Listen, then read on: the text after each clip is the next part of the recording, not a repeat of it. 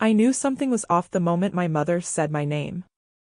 It wasn't the soft, half-present tone she used when pretending to care. This time it was sharp, urgent, the voice she saved for when she wanted something. I was behind the wheel of my new Porsche, the engine purring like a secret I wasn't ready to reveal. Her name lit up on the dashboard. Mom. I nearly let it go to voicemail out of spite. Nearly. But dragging things out always made the sting sweeter. Family meeting tomorrow, she said. No hello, no congrats, just the order. Then she hung up. I stared at my reflection in the dark screen, calm, blank, but with a quiet burn flickering behind my eyes.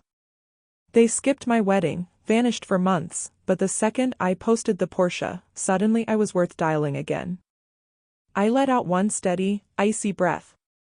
Fine. If they wanted a meeting, I'd show up. I'd bring exactly what they were asking for, just not in the way they imagined. And that's where the real story starts.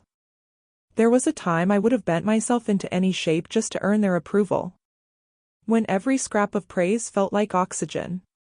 Dad used to ruffle my hair and tell me I'd figure life out eventually, like I was some faulty appliance waiting to be repaired. Mom would look at me like she wished she could swap me for a quieter, easier, more obedient version. Still, I tried. I worked. I studied. I built my life piece by piece. But nothing impressed them unless it served them.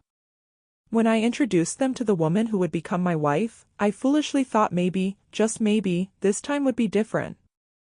She loved me. They barely tolerated her. They didn't offer $1 for the wedding. Didn't ask how planning was going. Didn't even RSVP. 2 days before the ceremony, my mother texted, busy. Don't be dramatic. So I married the love of my life without them. And for the first time, the void they left didn't crush me, it clarified things. Their absence was the most honest thing they'd ever given me. I should have moved on. I almost did. But 3 months later, my business landed its biggest contract yet, a deal built from sleepless nights, cheap coffee, and sheer stubborn ambition. Money came slow at first. Then in a rush. I bought the Porsche because I wanted something that was fully mine, untouched by them. I parked it on a cliff above the water, snapped one picture, and posted it. That's all it took. 47 minutes later, Mom called. And something in me shifted. Not anger. Not hurt. Something colder. A plan. If she wanted a family meeting, I knew exactly what it meant. They wanted access.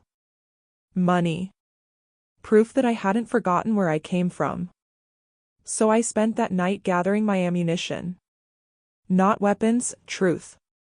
Every ignored text. Every voicemail they never returned. Every birthday they skipped. Every moment they made sure I knew I wasn't enough. I printed it all. A paper trail of their selective affection.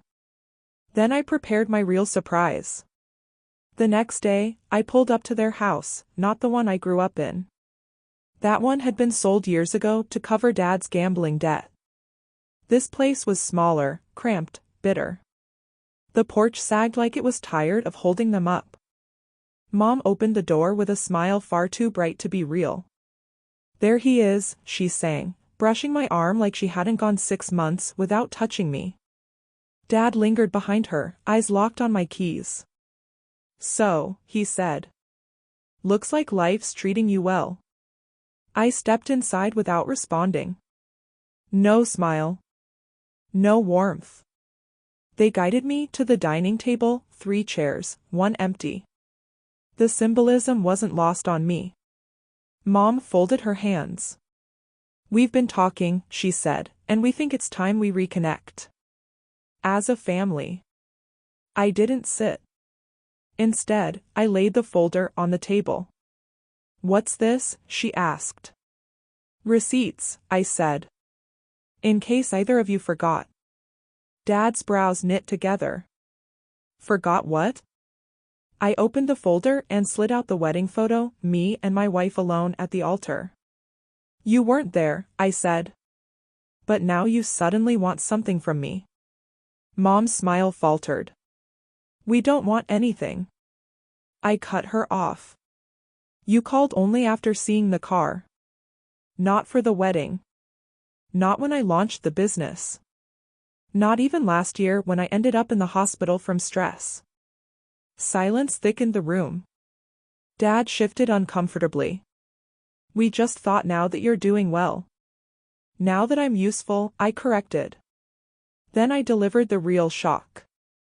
I'm starting a family, I said. And I won't raise a child inside a cycle of conditional love. Mom blinked hard. Are you cutting us off? No, I said. I leaned forward, my voice cold and precise. I'm simply giving you exactly what you taught me. I walked out before they could protest. Their voices trailed after me, pleading, angry, desperate, but none of it mattered anymore. I sat in my Porsche, shut the door, and the world went silent. For the first time in my life, I felt weightless. People assume revenge is loud. Mine wasn't. It was quiet, clean, and perfectly calm.